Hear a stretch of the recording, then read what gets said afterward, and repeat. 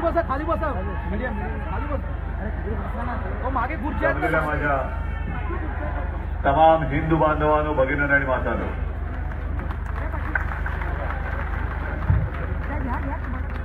आता नक्की कळत नाही की बोरिवलीला, दहिसरला या परिसरात यायचं असेल तर वेळेच्या आधी नेमकं कधी निघावं. कारण किती वेळ आधी निघालं तरी उशिरा होतोच. आणि आपल्याला सर्वांना कल्पना आहे की आता एक 7-8 दिवस राहिलेले आहेत. पुन्हा एकदा मुंबई महापालिकेवरती आपला शिवसेनेचा, शिवरायाचा भगवा हा फडकणार म्हणजे फडकणारच. त्याच्याबद्दल माझ्या मनात तीळ मात्र काय त्याच्याहून काही कमी असेल तर तेवढी देखील शंका नाही.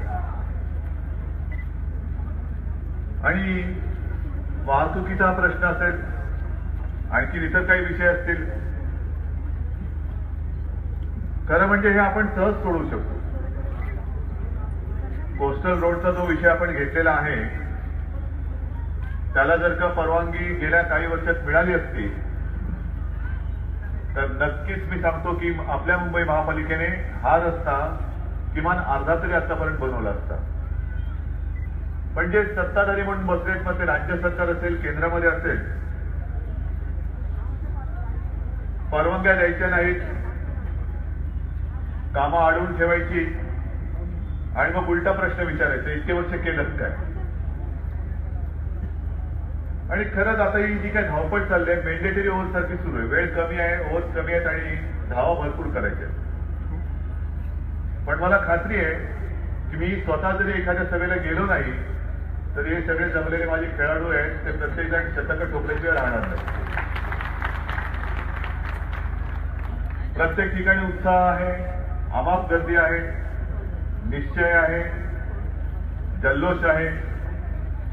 विशेष म्हणजे 26 जानेवारीला जो एक आपण शिवसेना म्हणून निर्णय घेतला की आता यापुढे कोणत्याही स्वरूपात कोणत्याही प्रकारची युती करणार नाही, पुढची वाटचाल ही शिवसेना स्वतःच्या एकटीच्या ताकदीवर करणार, हा निर्णय जाहीर केल्यानंतर खरंच मी तुम्हाला सांगतो की संपूर्ण महाराष्ट्रामध्ये भगवत चैतन्य उसळलेलं आहे. काल मी पिंपरी चिंचवडला गेलो होतो, तुफान सभा, हजारो लोक, म्हणजे मैदानाचा एकही कोपरा शिल्लक नव्हता, एवढी गच्च सभा भरली होती. आणि तिथे कुठेही मी जातोय सगळेजण सांगतात जोरात, साहेब बरोबर केला, हे याच लायकीची लोक आहेत. आता याच म्हणजे कोणत्या मला कळलेलं नाही. महापालिकेची निवडणूक म्हटल्यानंतर मला एक अशी अपेक्षा आहे की महापालिकेच्या कामाबद्दल आपण बोलावं. आरोप करताना सुद्धा विशेषतः मुख्यमंत्र्यांसारख्या माणसाने जबाबदारीचं भान ठेवून आरोप करावे. आज मी तुमच्या समोर जे काही आलेलो आहे, कुठेही खाली मान घालावं लागेल असं मी कधी केलेलं नाही ना शिवसेना नगरसेवकांनी केलेलं आहे. हे आत्मविश्वासाने आणि खात्रीपूर्वक तुम्हाला सांगू शकतो. जी कामं केली ती ठणठणीतपणाने तुमच्या समोर ठेवलेली आहेत. जसं 2012 साली जे एक वातावरण निर्माण झालं होतं, बऱ्याच वर्षांनंतर 2 काँग्रेसची युती झाली होती, आघाडी झाली होती ना, मोदींचा चेहरा होता ना आणखीन काही ना आणखीन काही, की फक्त शिवसेना प्रमुखांचा चेहरा आणि करून दाखवलं आणि त्याच्यासोबत आपली झालेली कामं, केलेली कामं ही आपल्या सगळ्यांसमोर ठेवली आणि तमाम मुंबईकरांनी त्या एका चेहऱ्यावरती विश्वास ठेवला, कामं दाखवत होतो त्याच्यावर विश्वास ठेवला आणि परत त्यावेळेला युतीच्या हातामध्ये मुंबई दिली. मग या वेळेला मी तेच करतोय. जी कामं आपण केलेली आहेत ती कामं एवढी भरपूर आहेत की कामावरती जरी बोलायचं झालं तरी मला असं वाटतं अख्खी रात्र निघून जाईल. पण आता मी पूर्ण कामावरती बोलणार नाही, कारण मला दुसऱ्या सभेला जायचंय. माझ्या आधीच्या वक्त्यांनी झालेल्या कामांचा एक आढावा घेतला असेल, काय काय केलं. यावेळेला आपण व्हिडिओ नो म्हणून जे कॅम्पेन केलं.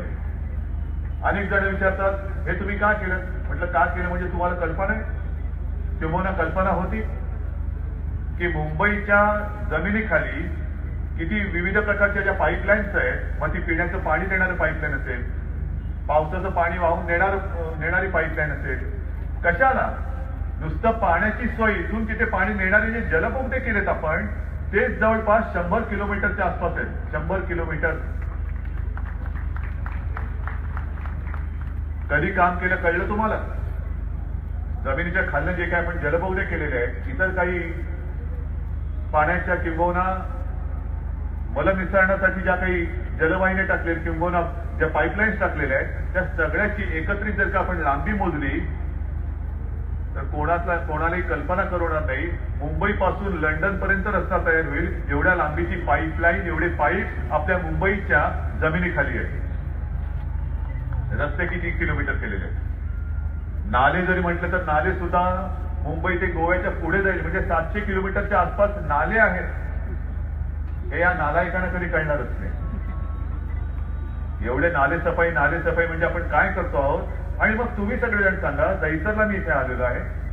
15-20 वर्षापूर्वी जेव्हा मी इथे येत होतो, विनोद घोसाळकर होते, अन्य सारे आपले नगरसेवक, शाखा प्रमुख आणि इतर पदाधिकारी होते. काय दहिसरची नदी म्हणून जी काही प्रकार होता, ती दहिसरची नदी वाटत होती आपल्याला. सगळीकडे त्याच्यामध्ये गटारगंगा येत होती, आजूबाजूला अनधिकृत बांधकामं होती, दगड धोंडे गडगडत येत होते. आणि मग 20 वर्षापूर्वीची दहिसर नदी आणि आताची दहिसर नदी नक्कीच मी म्हणेन शिवसेनेने तिकडे परत पाडून दाखवलेला आहे. आणि मी दहिसरमध्ये येऊन बोलतोय, सगळे दहिसरकर मला म्हणते की तुम्ही खोटं बोलताय म्हणून. पण ते रिटेनिंग वॉल असेल, रुंदीकरण असेल, नाले सफाई असेल, कित्येक कामं आपण केलेली.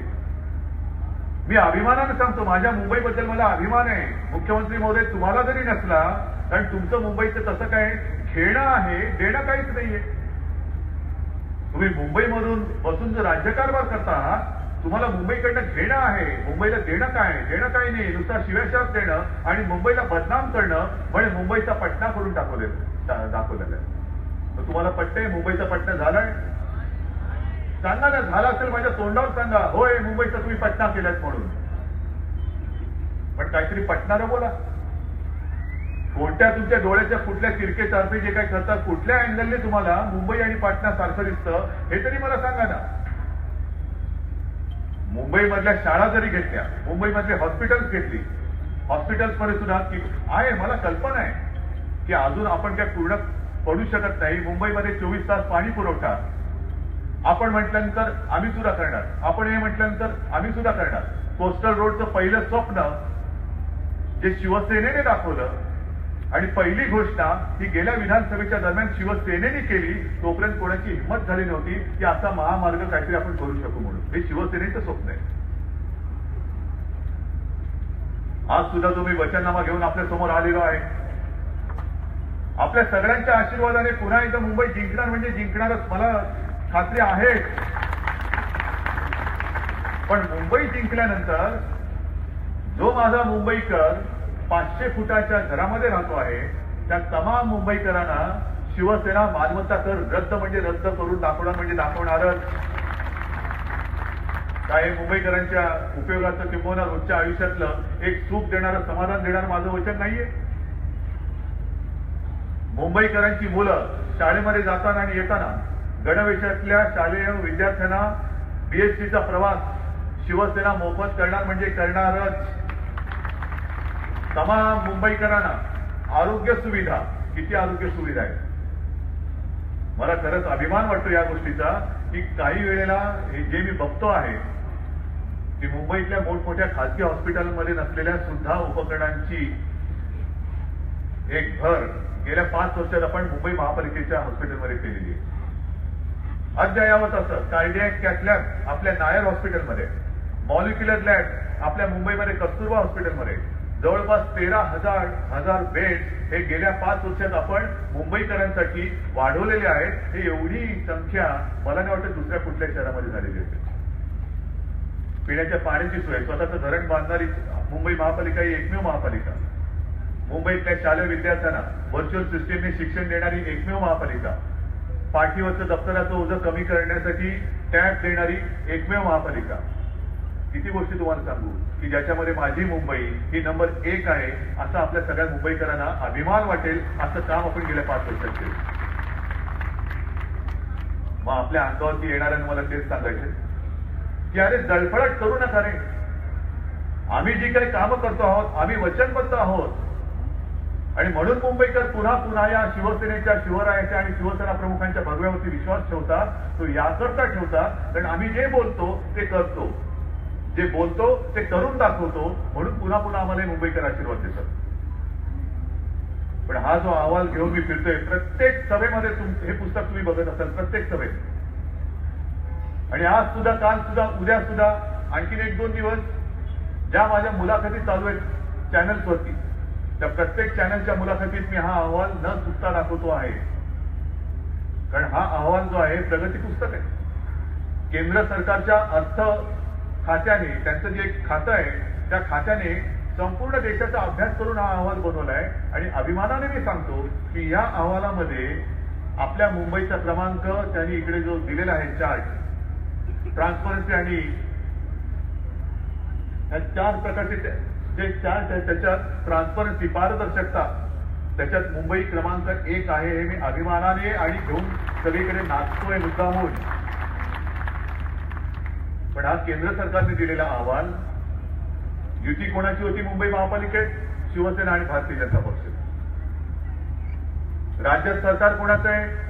शिवसेनेचं नका धरू, भाजपचं सरकार. केंद्रात कोणाचं सरकार आहे? भाजपचं सरकार. मग ज्या राज्याचे मुख्यमंत्री म्हणून तुम्ही फडणवीसजी मिरवत आहात, त्या राज्याच्या राजधानीला तुमच्या केंद्र सरकारने अव्वल क्रमांक दिल्यानंतर का तुम्ही नतद्रष्टपणा करत आहात? आणि माझ्या मुंबईपेक्षा पाटणाला वरती नेतात. कुठे याच्यामध्ये पाटणा? पाटणा आहे, जरूर आहे. मुंबईच्या नंतर 5-7 आकड्यानंतर पाटणा सुद्धा आहे. आणखीन काही शहर आहे.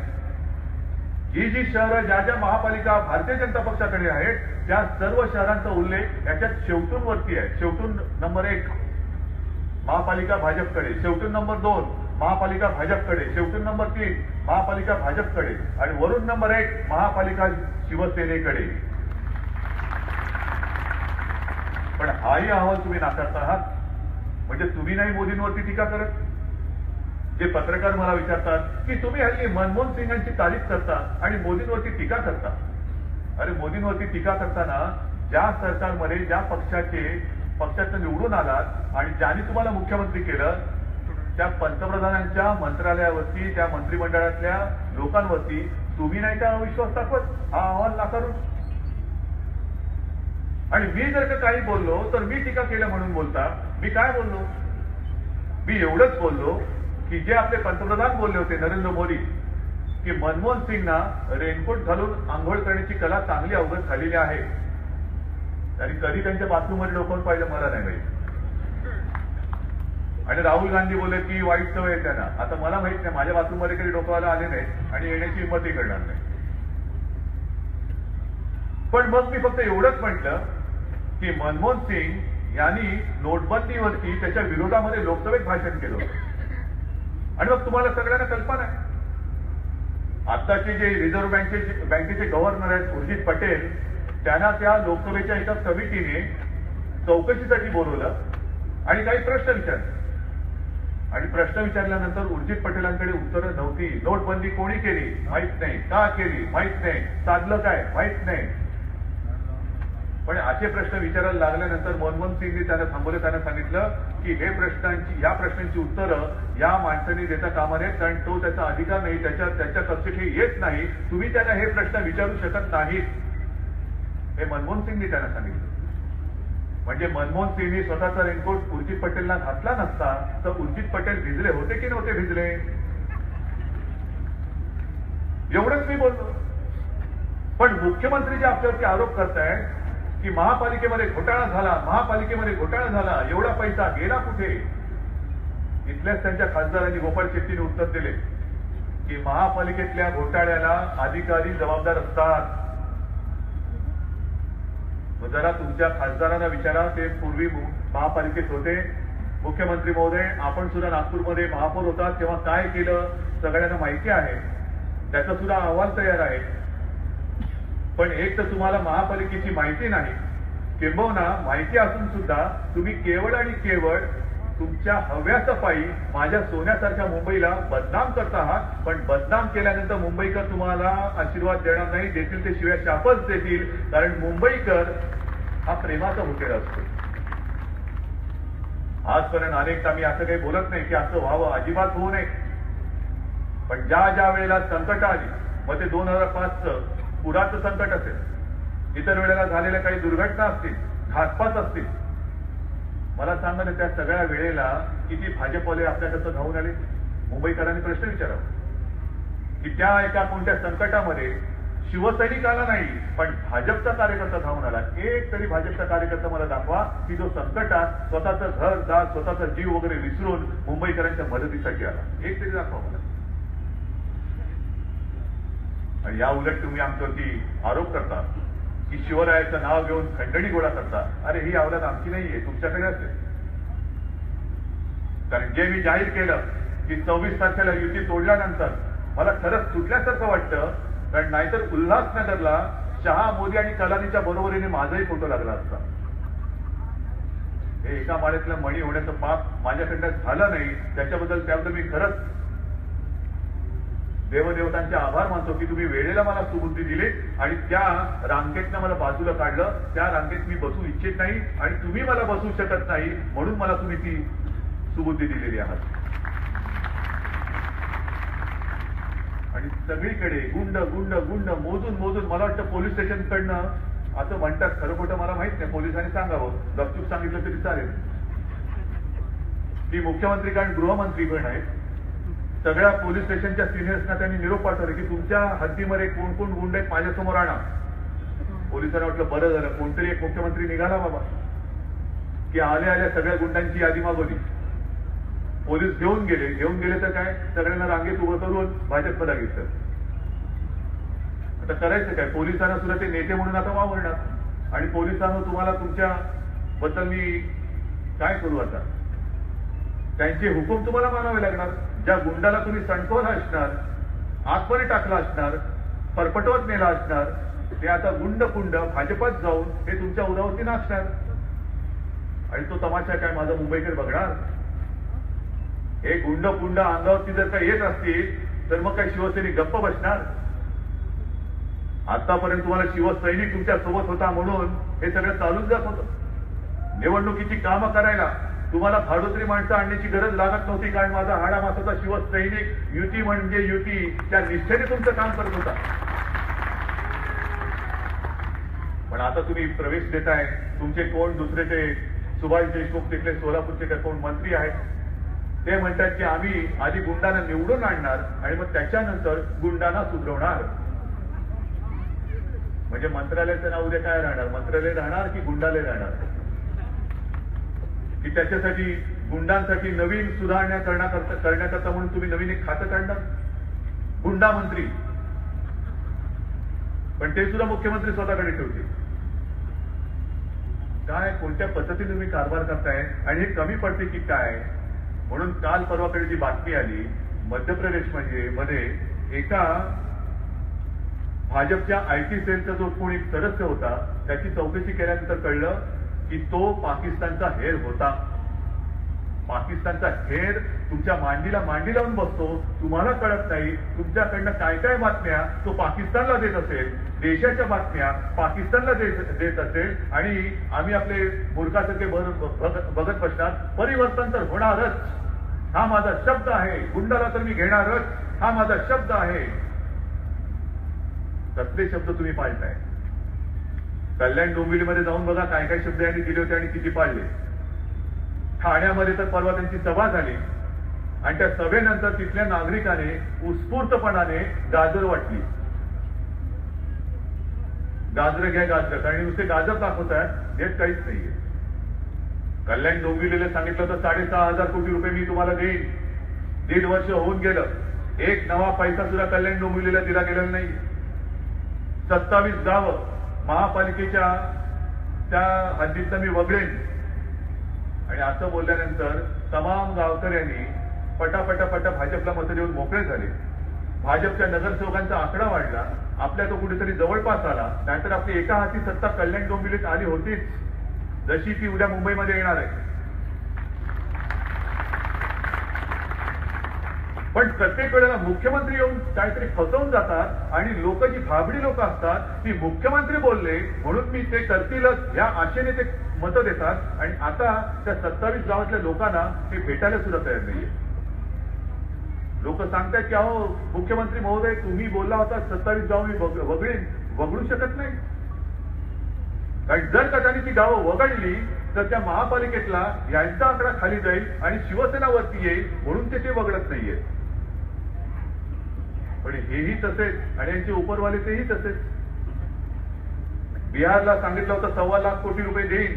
कोण बिहारी लोक इथे असतील त्यांना विचारा ना किती पैसे तिकडे बिहारला मिळाले म्हणून. तुम्हाला बसल्या जागी तुलना करायला काय जाते. मुंबईचं पाटणा केलं पण नाधड पाटण्याला पैसा देत, नाधड मुंबईला पैसा देत, तुम्ही तुमची गाजरं खात तिकडे तिकडे फिरता नुसतं. तो कोणत्या मध्ये ते करमचंदच्या कुठली ती मालिका होती ना गाजर खात फिरायचा तसा. आणि ही सगळी मांडणी बघितल्यानंतर जी कामं आपण केलेली आहेत, तुम्ही मला सांगा, मी तुम्हाला विचारतोय की जी कामं आपण लोकांसमोर ठेवले त्यातलं एक तरी काम खोटं आहे तुम्हाला पटतंय हे काम केलेलं नाही म्हणून? मग त्याच्यावरती आव्हान द्या मला. एका मंचावरती या, एका व्यासपीठावरती या आणि सांगा तुम्ही उद्धवजी तुम्ही हे बोललाय पण हे केलेलं नाहीये, हे धरण बांधलेलं नाहीये. पण धरण बांधल्यानंतर त्या धरणाच्या भूमिपूजनापासून मी ते धरण बघत आलेलो आहे. आणि धरण बांधताना सुद्धा जे मुंबईकरांना मी एक वचन दिलेलं आहे की मुंबई महापालिका स्वतःच्या नागरिकांसाठी स्वतःचं हक्काचं वीज निर्मिती केंद्र बांधेल.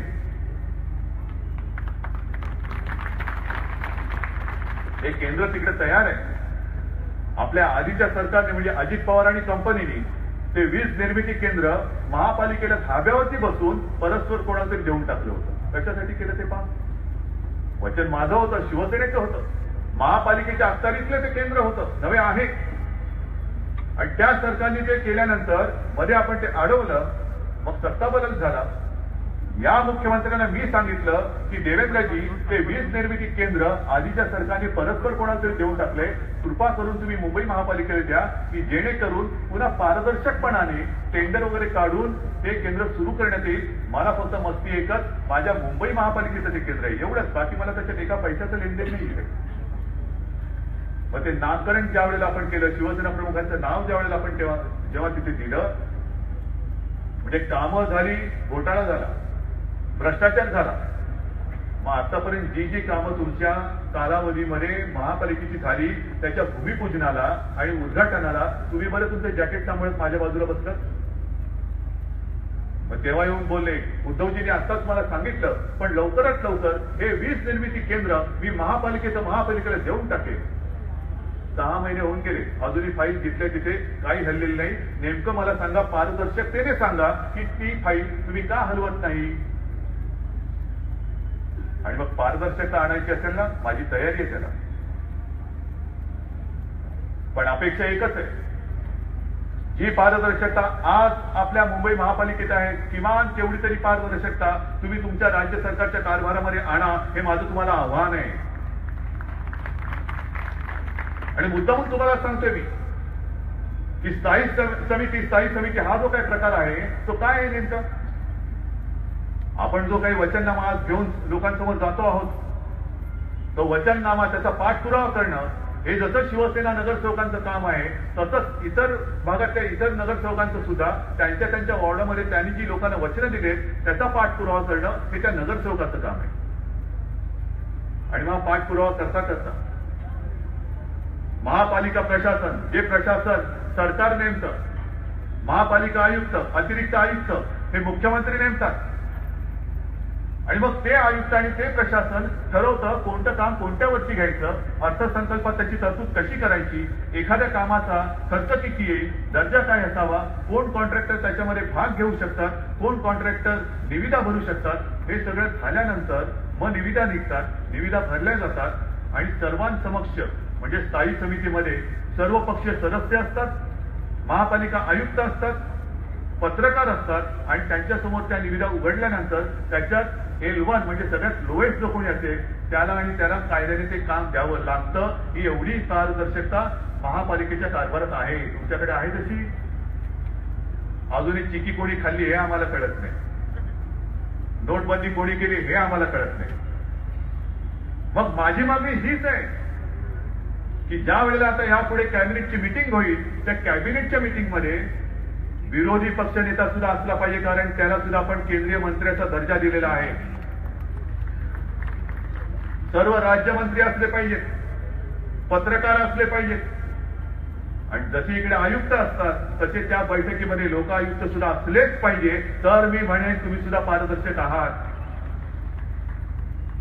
पण स्वतःचा कारभार झाकून ठेवायचा, स्वतःचे निर्णय स्वतः घ्यायचे, मनमानीपणा करायचा, आणि आम्ही चांगली केलेली कामं केवळ आमच्याकडनं तुम्हाला मुंबई हिसकावून घ्यायचे म्हणून आमच्या अंगावरती चिखल उडवायचा.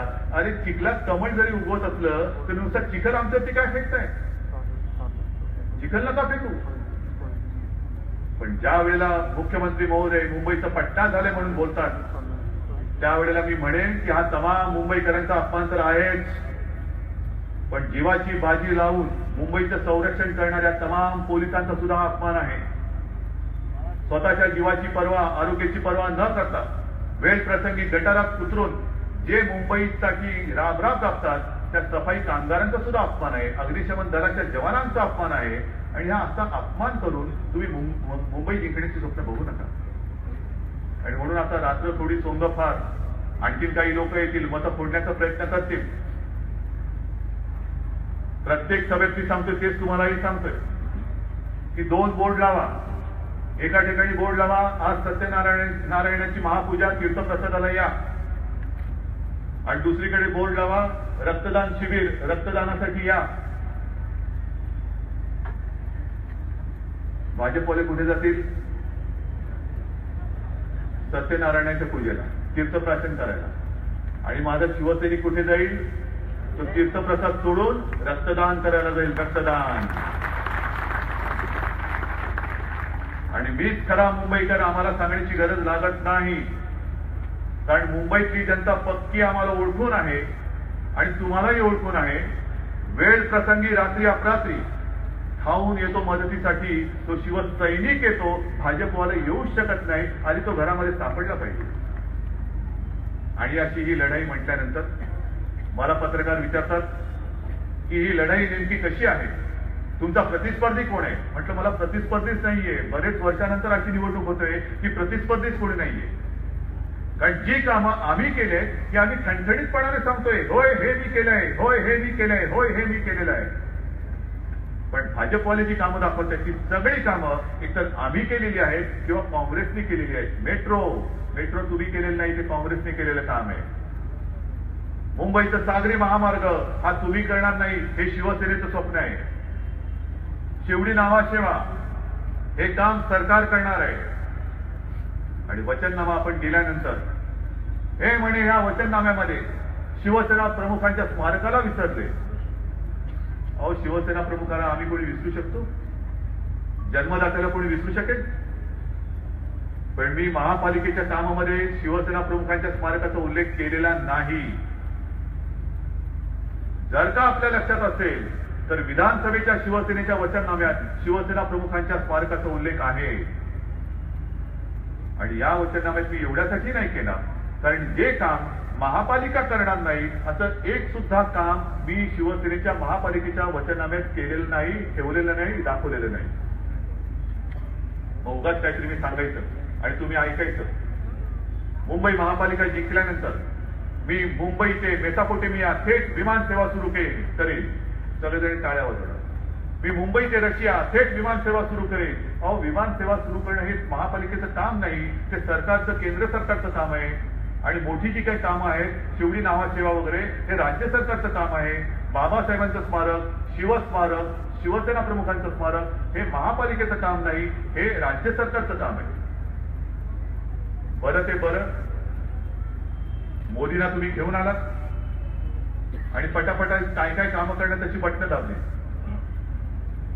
शिवस्मारकाचं जलपूजन केलं, वर्क ऑर्डर टेंडरचा पत्ता नाही. बाबासाहेब आंबेडकरांच्या स्मारकाचं भूमिपूजन गेल्या वर्षी केलं, तिथेही टेंडरचा पत्ता नाही. मेट्रो करणार म्हणून बटन दाबलं, त्या मेट्रोला कोर्टाने स्टे दिला. कशासाठी तुम्ही ही सगळी फसवणूक करता? झालेली कामं सांगा, केलेली कामं सांगा, पण त्या कामाचा पत्ता नाही. कारण करू तर तुम्ही काहीच शकत नाही. लोकांना भूलथापा देण्यापलीकडे भाजपवाल्यांनी आजपर्यंत केलंय काय? कोणाकडेच उत्तर नाही. आणि म्हणून एकच सांगतो, कारण दुसऱ्या सभेला आता मला जायचंय, मागाठाण्याला जायचंय. ज्या संख्येने तुम्ही इकडे जमलेला आहात, निश्चय करून आलात की नाही? भगवा फटकवणार आहात की नाही? जरा जोरात सांगणार आहात की नाही? 23 तारखेला इकडे वातावरण पूर्ण मला भगवा पाहिजे. पहिल्या प्रथम इथल्या नव्हे, संपूर्ण मुंबईच्या सगळ्या जागा शिवसेना लढते. आणि मला एक सुद्धा जागा आता मुंबईमध्ये अशी शिल्लक ठेवायची नाही की जिथे शिवसेनेच्या भगव्याशिवाय दुसरं कोणतं फडकं फडकलेलं मला पाहिजे. अजिबात नाही. हे आपलं नातं. आज जे मी सांगितलं, पत्रकारांनी मला विचारल्यानंतर, मी तुमच्या समोर उभा आहे, आदित्य तुमच्या समोर उभा आहे. घराणेशाही म्हणा पाहिजे तर, घराण्याची परंपरा म्हणा पाहिजे तर, पण माझे आजोबा, माझे वडील, मी, माझा मुलगा, ठाकरे घराण्याच्या 4 पिढ्या मुंबईसाठी सेवेसाठी राबता आहे. हे आपलं नातं आहे. वेळ प्रसंगी शिवसैनिक जे रक्तदान करतो, ते रक्ताचं नातं मुंबईशी आमचं जोडलं गेलेलं आहे. आणि आमच्या रक्ताच्या नात्यामध्ये हा ऐरा कोणी आला तरी आम्ही तुटू देणार नाही, फरक पडू देणार नाही. हा मुंबईकरांचा निश्चय मी बघितल्यानंतर मला खात्री आहे की हे किती आले आणि किती गजर दाखवली तरी 24 तारखेला मुंबई महापालिकेवरती पुन्हा एकदा शिवसेनेचाच भगवा ही हा मथळा मी वाचणार आणि वाचणारच. बस पुन्हा एकदा तुमच्या आशीर्वादाची मी मागणी करतो आहे. हे जे काही शिवधनुष्य आहे, हे जे काही आव्हान आहे, हे मी तुमच्या ताकदीवरती पेललेलं आहे. माझ्यासोबत तुम्ही आहात, तुम्हीच माझी ताकद आहात. आणि एवढीच ताकद, एवढे आशीर्वाद माझ्या मागे उभे राहिल्यानंतर आव्हान कितीही मोठा असो, मी परवा करणार नाही. त्याच्या छाताडावरती शिवरायाचा, शिवसेनेचा पवित्र भगवा लावल्याशिवाय राहणार नाही. जय हिंद, जय महाराष्ट्र.